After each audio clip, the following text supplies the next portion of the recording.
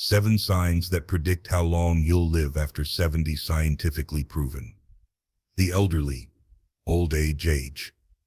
Hey there, my beautiful friends, especially those of you walking through the golden years of life. If you're over 70 or you love someone who is, I want you to lean in close for a moment, because what I'm about to share could change how you look at the rest of your life. Let me ask you something honest. Have you ever wondered how long you're going to live? Not in a fearful way, but more like, how much more time do I really have? What's my body telling me? Well, here's the truth. Your body is talking to you all the time. It's giving you signs, little clues and quiet whispers about your future. The real question is, are you listening? You see, scientists and doctors have spent decades trying to answer this very question. What are the early signs that predict how long someone will live, especially after the age of 7? And the research is more surprising and more hopeful than you might think. Now, before you get worried, let me make something clear. This video isn't about fear. It's not about predicting your death or scaring you with statistics. It's about empowerment.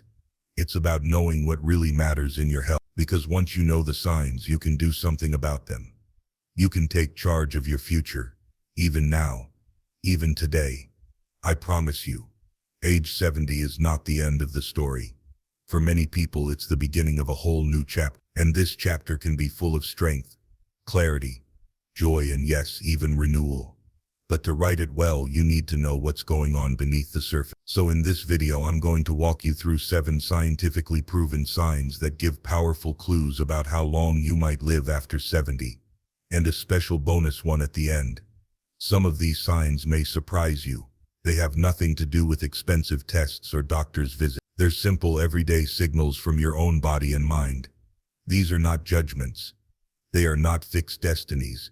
They are invitations, gentle nudges from nature that say you still have time to make this life count. So grab a cup of tea, find a cozy chair, and join me on this journey.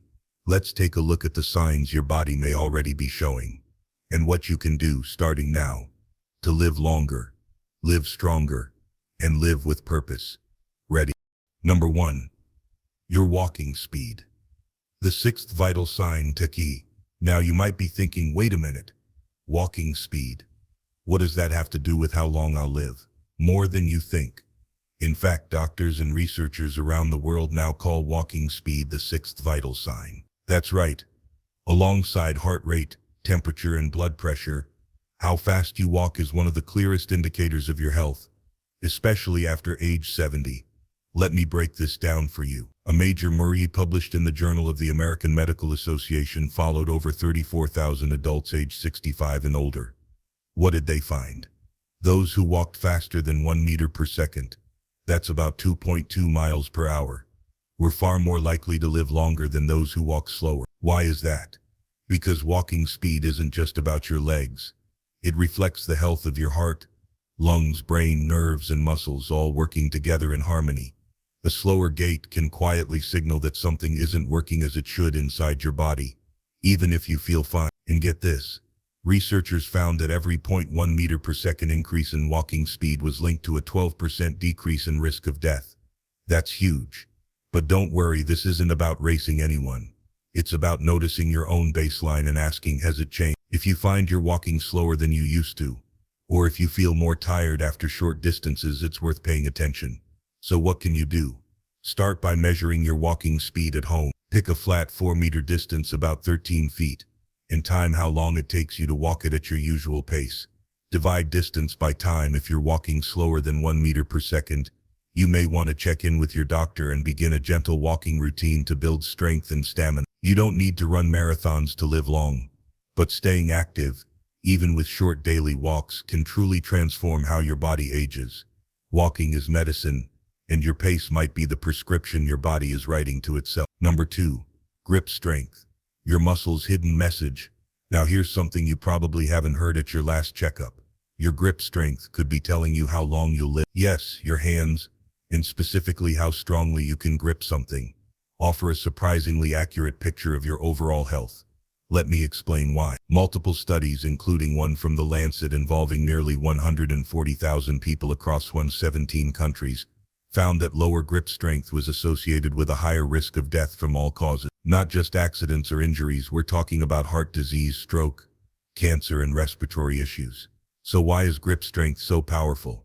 Because your hands are directly connected to your nervous system, your muscular system, and your brain. A weakening grip can be an early sign of frailty, malnutrition, cognitive decline, and even depression. It's like your body sending out an early warning signal, one that's easy to ignore, but crucial to hear. And get this, grip strength has been shown to predict mortality more accurately than blood pressure. That's how powerful this little measurement is. Here's how you can check yours. Squeeze with your dominant hand as hard as you can. If you're a woman over 70 and your grip strength is under 16 kilograms, 35 pounds, or if you're a man under 26 kilograms, 57 pounds, it may be a sign of muscle loss or declining health. But remember, this isn't a test of strength like a bodybuilder. This is about function, the ability to open jars, carry groceries, or catch yourself if you trip. All these things protect your independence and add years to your life. So what can you do to improve grip strength? Simple exercises, like squeezing a stress ball, doing light hand weight curls, using resistance bands, or even twisting towels, can stimulate your muscles and boost nerve function. Even gardening or kneading dough count. Your hands are your connection to the world, to independence, to creativity, to dignity. Don't let them grow weak in silence, because when your hands stay strong, so does your body and your spirit.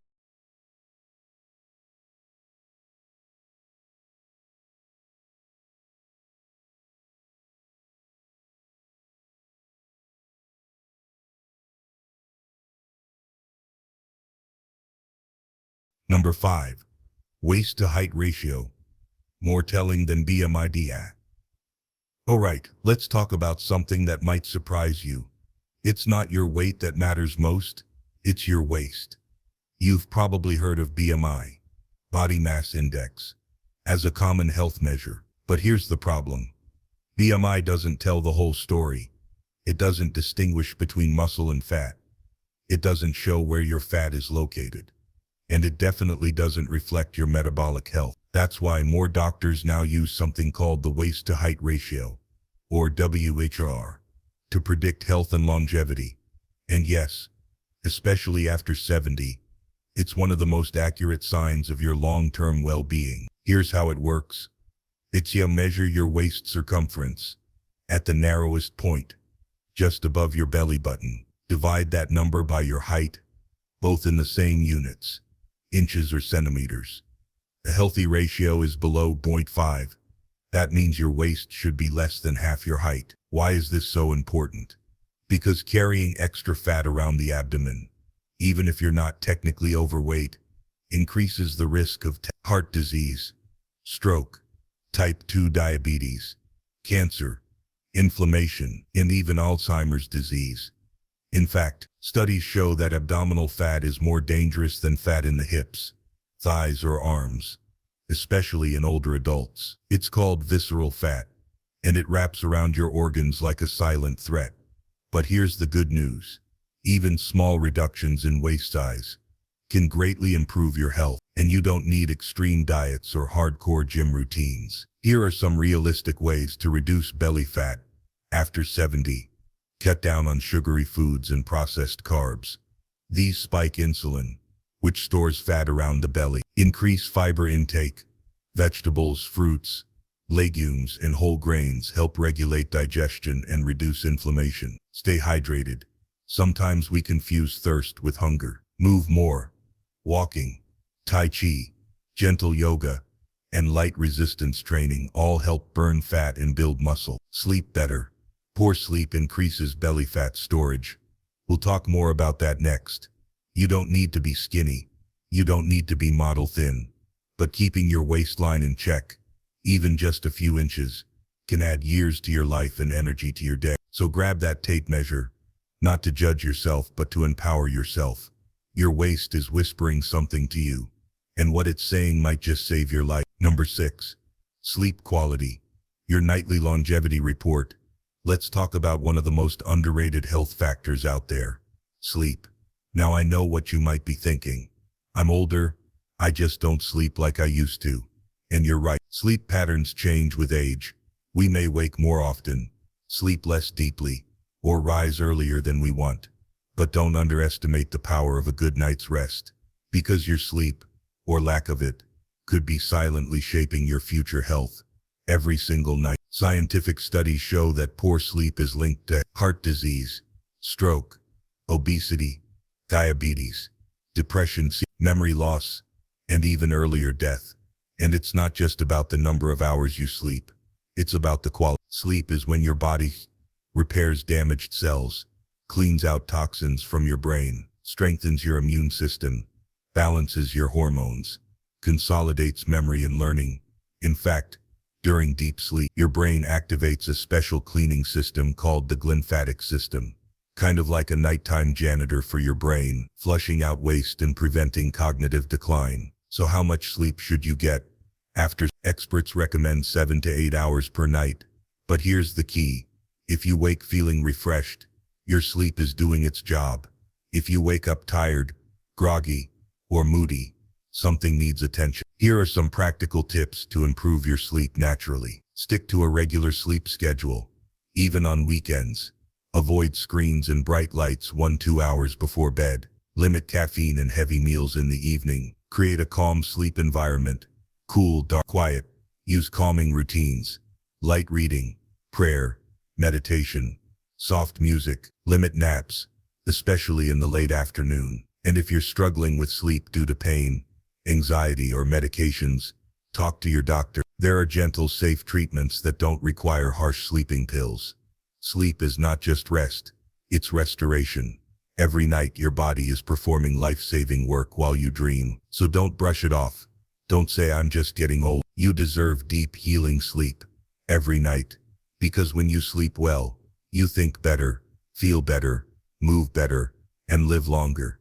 Tonight, let your sleep be your medicine. Number 3. Social connections. The life-extending power of relationships. Let me ask you something personal. Who do you talk to regularly? Not just the people you pass by or wave to. I mean the ones who know your story.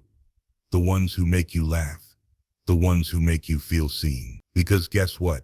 Your relationships may be more important to your longevity than your cholesterol level. That's not an exaggeration.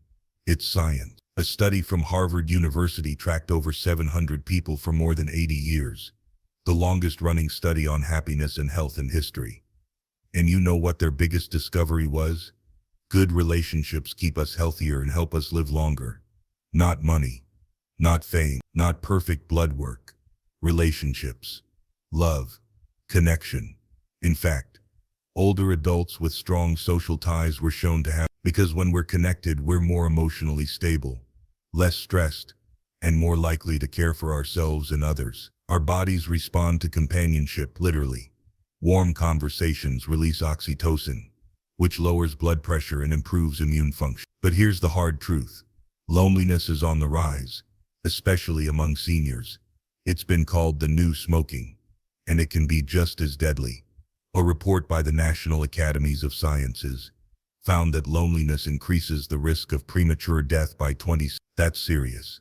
But here's the beautiful part. It's never too late to build connections.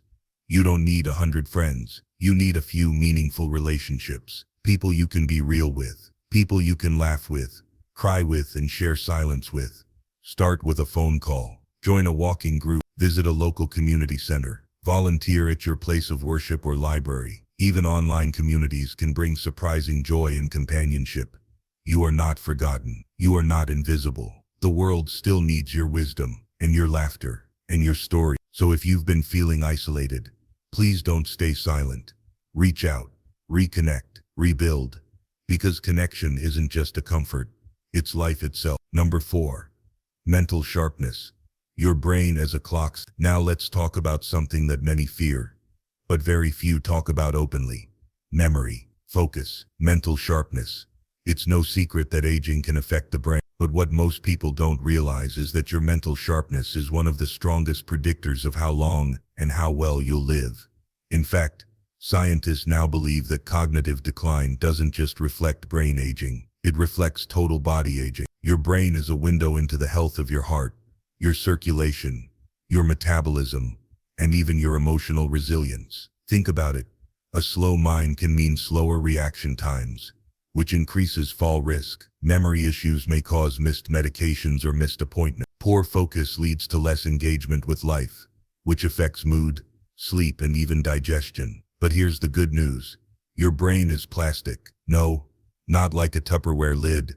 I mean neuroplastic. It can grow, adapt, and rewire itself. Even in your 70s, a study published in Neurology found that seniors who keep their brains active through reading, puzzles, or learning new skills had significantly slower cognitive decline, and in some cases none at all. In other words, it's not just age that determines brain health, it's how you use your brain that matters most. So what can you do? Here are some simple, brain-boosting habits. Read daily, even a few pages of a novel or article. Learn something new, a recipe, a song, or a phrase in another language. Play games, crosswords, Sudoku, or memory challenges. Journal. Writing helps organize thought and memory. Stay curious. Ask questions. Explore ideas. Spark conversation. Tell stories. Your memories are treasures. Share them often. And don't forget the magic word, purpose. Older adults who feel useful and needed have less risk of dementia. Whether it's mentoring, volunteering, caregiving, or creating, staying mentally engaged keeps the brain young. Even spiritual practices like meditation and prayer have been shown to increase gray matter in the brain and protect memory. So if you've noticed your mind getting a little foggy lately, don't panic. Don't label yourself. Instead, train your brain like a muscle. Feed it, stretch it, use it, because your mind is one of the most precious gifts you have, and it still has room to grow.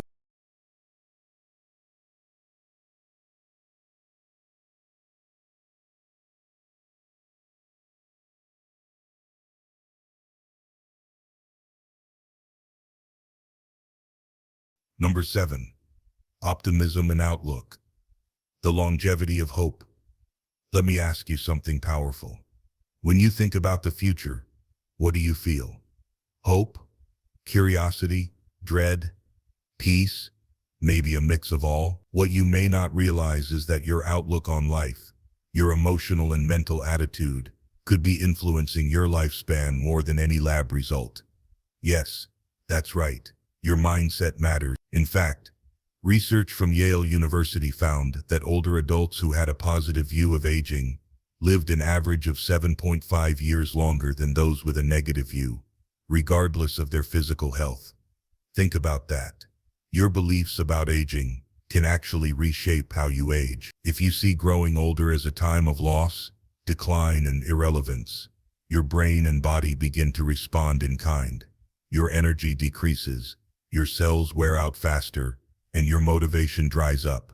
But if you see aging as a season of wisdom, freedom, growth, and purpose, your body listens. It releases hormones that protect your heart, support immunity, and increase resilience. Optimism isn't just good for your mood, it's good for your biology. In a massive study, published in Proceedings of the National Academy of Sciences, optimistic people were significantly more likely to reach the age of 85 and beyond. And they didn't just live longer, they lived better. So how can you cultivate that kind of outlook? Here are a few timeless tools.